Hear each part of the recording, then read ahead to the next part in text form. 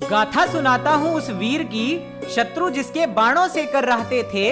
केवल कृष्ण की ना बात करो, स्वयं शिव उसे सराहते थे। करुणा से भरा हृदय था जिसका, न तनिक भी मन में स्वार्थ था। तीनों लोक में प्रशंसा पाने वाला, मेरे माधव का वो पार्थ था। रावण इंद्र थे पराजित जिनसे, 3 करोड़ निवात कवचों पर अकेला ही वो भारी था। अरे शिव को अपने धनुष से खींचने वाला, वो मेरा गांडीवधारी था, वो मेरा गांडीवधारी था। योद्धा तो थे श्रेष्ठ बहुत, पर मैं क्यों अर्जुन अर्जुन गाता हूँ। महाभारत के उस महासमर से 14वें दिन का वृतांत सुनाता हूँ। अभिमन्यु की निर्मम हत्या से अर्जुन की भीषण हुंकार हुई। सूर्यास्त कल का नहीं देखेगा जयद्रथ, गांडीव की भयंकर टंकार हुई। अर्जुन की प्रतिज्ञा से धरती उस दिन कांप गई, और रणभूमि में होने वाले तांडव को कुरुसेना थी भांप गई। रुद्र तांडव जैसा उस दिन युद्ध बड़ा ही क्रूर था, और श्रेष्ठ होने का उस दिन कईयों का वहम भी दूर था। कौरव योद्धा लगे विचारने, कैसा भयंकर क्षण होगा जब अर्जुन उतरेगा रणभूमि में, जीवन नहीं मरण होगा। अब सुनो कैसा भीषण रक्तपात हुआ, अगले दिन जब शंखनाद हुआ। कुरुओं के भाग्य थे फूट पड़े, और अर्जुन सात्यकी उन पर टूट पड़े। घोर गर्जना करता अर्जुन, भयभीत सृष्टि का खंड खंड था। कुरु योद्धाओं में हाहाकार मची थी, वेग पार्थ का ऐसा प्रचंड था। धर्मराज की रक्षा हेतु सात्यकी को पड़ा वापस जाना था। पार्थ के उस रौद्र रूप से मुश्किल जयद्रथ का बच पाना था। सभी व्यूह ध्वस्त होते जाते थे, पंच तत्व भी जयगान अर्जुन का गाते थे। चक्र सप्त सूची व्यूह भी असफल से हो जाते हैं, जब क्रुद्ध होकर नर नारायण युद्ध भूमि में आते हैं। जब 2 प्रहर के युद्ध के कारण अश्व नहीं चल पाए थे, तब सब्यसाची युद्ध को करने उतर धरा पर आए थे।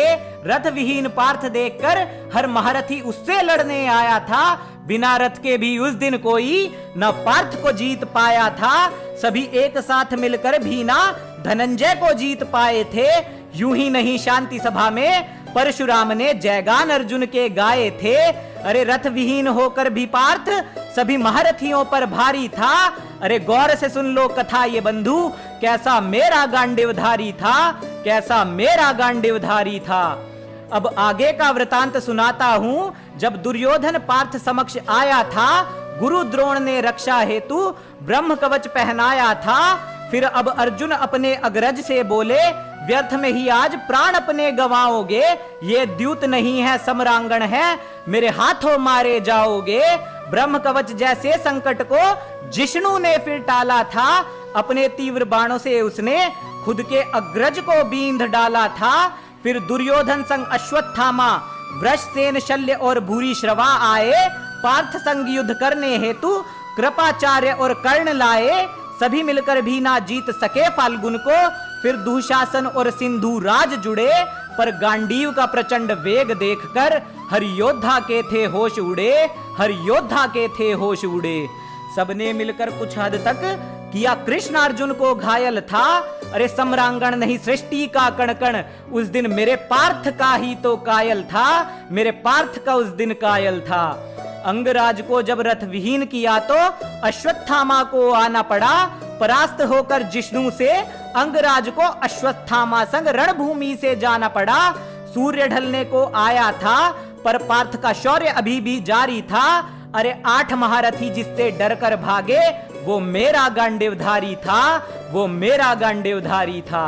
अर्जुन गिराने लगे जो शीश सिंधुराज का, माधव बोले पार्थ तनिक विचार करो। व्यर्थ अपना बलिदान देकर ना पांडव सेना को लाचार करो। जो धरा पर गिरा शीश सिंधुराज का, अनर्थ प्रचंड हो जाएगा। वृद्ध क्षत्र के वरदान के कारण तुम्हारा मस्तक खंड खंड हो जाएगा। तब विभत्सु ने क्रोध में आकर समस्त रण क्षेत्र को हिला दिया, और जयद्रथ का शीश उन्होंने पिता वृद्ध क्षत्र की गोद में था गिरा दिया। अब पूछता हूं उन योद्धाओं से जिन्होंने खुद को पार्थ से श्रेष्ठ बताया था, क्यों अर्जुन के भय के कारण तुमने सिंधु राज को छुपाया था? अरे श्रेष्ठ होते तो जाकर सीधे पार्थ की छाती पर तन जाते तुम। योद्धाओं की भांति युद्ध को करते, ना सिंधु राज को छुपाते तुम। अरे धर्म की खातिर लड़ा सदा ही ना श्रेष्ठ कभी खुद को बताता था। युद्ध कौशल को देख स्वयं इंद्र जिसके आगे नतमस्तक हो जाता था।